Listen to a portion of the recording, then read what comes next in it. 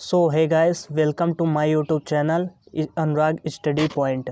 आज हम वास्तविक संख्याएं जो कि एनसीईआरटी क्लास 10th मैथ है उसका हम पहला क्वेश्चन करने जा रहे हैं। ठीक है, तो पहला क्वेश्चन है आपका निम्नलिखित संख्याओं का एचसीएफ यूक्लिड विभाजन प्रमेय द्वारा ज्ञात कीजिए। जो पहला क्वेश्चन दिया है वो 135 और 225 बोल रहा है, मतलब 135 और 225 के बीच में हमको एचसीएफ ज्ञात करना है। ठीक है, और यूक्लिड विभाजन प्रमेय द्वारा ज्ञात करना है। तो 135 और 225 दोनों ही संख्याओं में आपको देखना है कि 135 बड़ा है कि 225 है। तो ऑब्वियस है, सबको पता होगा कि 225 जो है वो 135 से बड़ा है। ठीक है, और बड़ा जो होता है उसी की तरफ मतलब ये कर देते हैं, मतलब खोल देते हैं। तो 225 से 135 बड़ा है।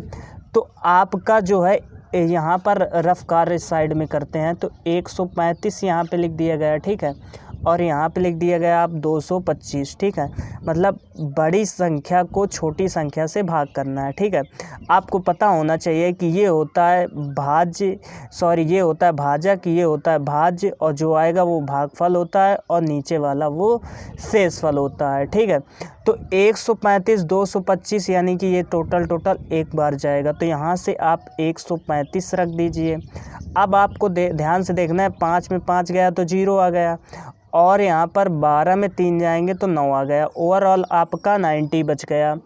तो अब जितना बचा है उसका पुनः ये जो है जो आपका है भाज्य, तो उससे भाजक से पुनः करना होगा। ठीक है, तो पहले हम करते हैं यूक्लिड विभाजन प्रमेय द्वारा। ठीक है, इसको चरणों में बांटेंगे।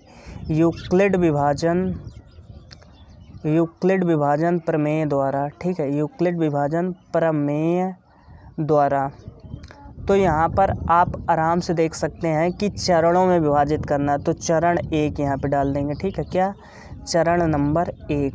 चरण नंबर 1 में आपने क्या किया है, तो यहाँ पर आपने किया है 135 का गुणा 1 में कराया है। ठीक है, यानी कि आपको जो बीच वाला है, ध्यान से देखिएगा, जो बीच वाला है, बीच वाला क्या है 225, तो बीच वाला 225 लिख दिया, और उसमें बराबर लगा देंगे 135 गुणा 1, 135 गुणा 1, और जितना शेषफल बचा उसको ऐड कर देंगे, यानी कि ऐड कर दिया, और नीचे लिख देना शेषफल डज नॉट इक्वल टू 0।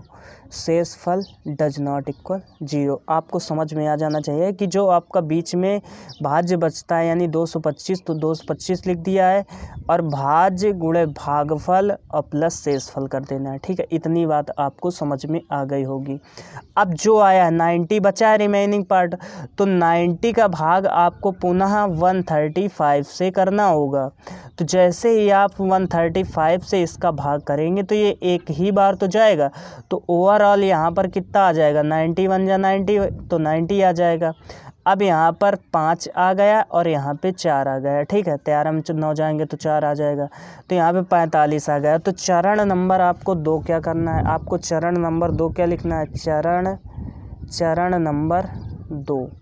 तो चरण नंबर 2 में क्या है कि आपका जो है 135 है बीच में, तो 135 लिख दिया। 135 बराबर 90 × 1 और प्लस का 45।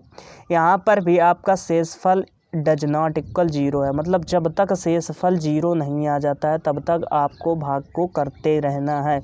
अब यहाँ पे 45 बचा। ठीक है, तो अब जितना रिमेनिंग पार्ट है उसको आगे वाले जो आपका भाजक है उससे हम कर देंगे।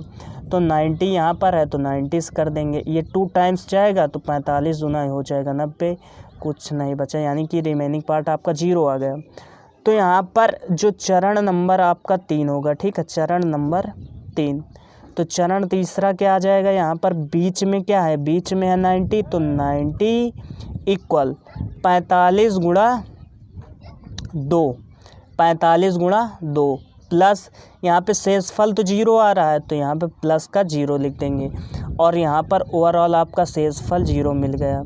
तो अब जब शेषफल आपको 0 मिल चुका है, तो आपको यहीं से जो आपका भाजक आएगा, ठीक है, जो भाजक आएगा वही आपका क्या हो जाएगा, आंसर। तो यहाँ पर भाजक क्या है 45, ठीक है, भाजक क्या है 45। तो जो भाजक होगा ना वही आंसर होता है। तो यहाँ पर जो दोनों संख्याओं का जो मासा होगा, यानी कि आप लिख दीजिए यहाँ पर 135